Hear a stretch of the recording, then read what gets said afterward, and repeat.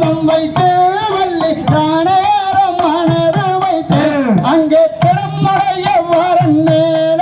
வள்ளி சிந்தை மைய குணம் காத்தால் செய்ய வண்ணம் தானே நன்னா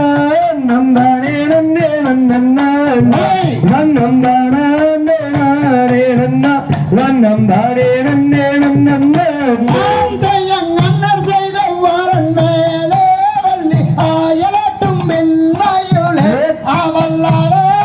என்று சொல்லி அந்த அரங்கிலேயே நிறைவேற்றுகின்றாள் செய்ய வண்ணம் தானே நன்னா வண்ணம் தானே நன்னே நன்னா